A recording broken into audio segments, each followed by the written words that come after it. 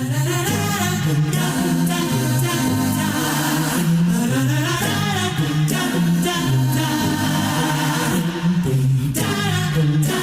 he is from New York. That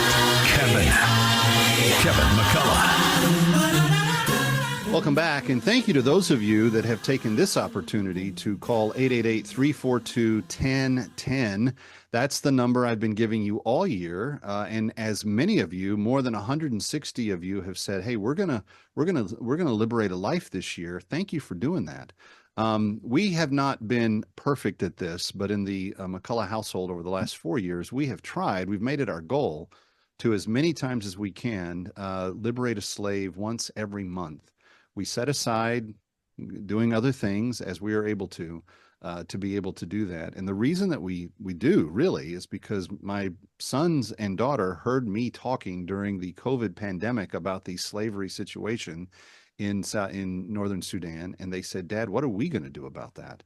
And so we, as a family, kind of committed to that. And as I said, as we are able to, God has allowed us to do that more often than not on a monthly basis. I'm not asking you to do anything like that, by the way. If you want to take the 12-month challenge and try to give a slave their liberation every month, that would be great. You just go to bringherhome.org and put that. You can customize how often you give and how you do that. It's right there on the page. It's super simple to do. You can also let the operator know if you call 888-342-1010 if you'd like to make that gift as well. We just had a gift last week of somebody who said, "Kev, I'm so moved by what CSI is doing. I want to liberate 10 slaves."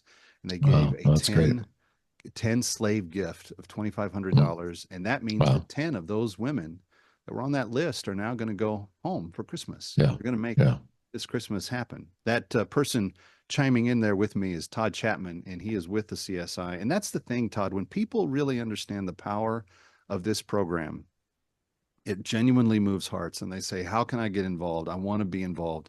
And I remember even when you were first told about it, you kind of like scratched your head and was like, how is slavery still happening like this? And yet it is. It's worse than ever before.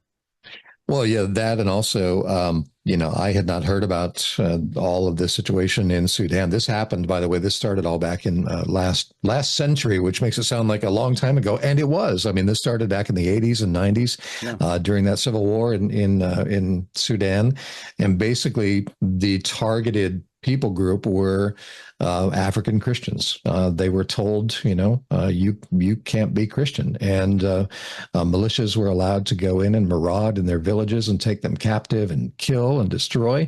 And that's how all this started. And so CSI worked early on through the political, channels to try to solve this problem. And we had some good successes there. But what we were not able to do through political channels was to act. We got the slavery stopped. We were able to get them to say, okay, yeah, got the war stopped, slavery stopped, can't take any more slaves, but we couldn't get them to mandate that they release those slaves. And so then we said, well, someone's got to do that.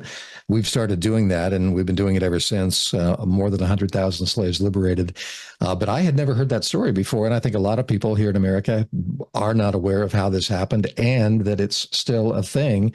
And so we're committed at CSI just to continuing to, thanks to your generous gifts, we're going to keep this going until, Lord willing, all the slaves are freed. But Kevin, it's not as if, let's say there were, 150,000 taken. We don't know exactly.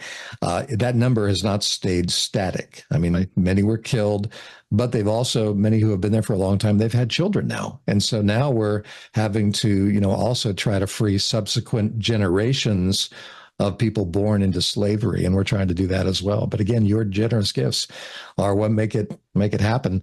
We do have one more slave liberation coming up before the end of the year. We're doing about 5 a year now, and every time we try to free about 300 slaves.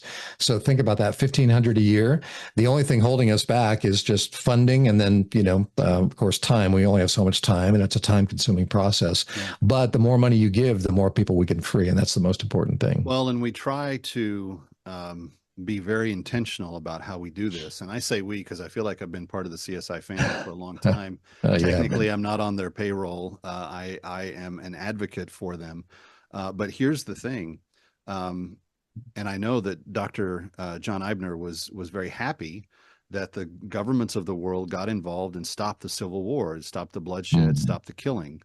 I know that he was deeply disappointed that his influence in bringing those countries together did not persevere all the way through to getting the slaves liberated. And so it's been a personal passion for the top of CSI, but it's been a corporate passion for the CSI organization as a whole. And for me and for hundreds of others that are involved every single year. And friend, your gift, it sets that captive free, but it does more than that. It gives them the foundation for a new life. That $250, and just listen to what all's in there. The bag of hope is what each slave is given. And when I say we're doing this intentionally, it's not, we don't just bring them back and say, good luck, Right. have fun. No, we take time to help heal them. We take time to listen to them. We take time to figure out where they came from. Many times they only have pieces of their own story left in their head, and we try to find relatives. And when we do get them back to their point of origin, if there are family members, if there are friends, if there are people that remember them, if there's a community that remembers their family, you should see the celebrations that these churches that we work through throw for these women. It is just amazing. And for the ones that we can't put the lives back together completely from their childhood, there are communities of former slaves that now live together as well, which is, I think, a beautiful thing, because who understands better what you've been through than somebody else who's been through it? And to be there, able to practice your Christian faith, able to actively sing hymns of worship to God when you've been banned from doing that the whole time you've been in Islamic slavery. It's just a really incredible thing. But here's what your $250 gift gives them. It gives them a year's worth of food for the first year that they're back. It gives them a year's worth of seed to plant for the next year's worth of food.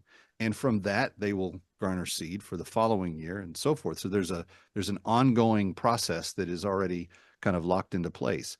There's utensils to help them clean and fish and garden and cook. Beyond that, there's bedding, there's tarps, there's things that help keep them insulated from the weather. There may be a variety of special things depending on where they live and what they need. For instance, if they are near a fishing source, more fishing supplies is available and so forth.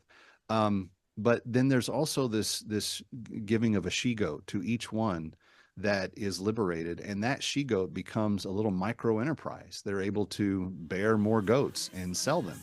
And to support themselves, to develop milk and cheese and other things for food base that comes out of that situation as well. Stick around for more of That Kevin next. That Kevin Show.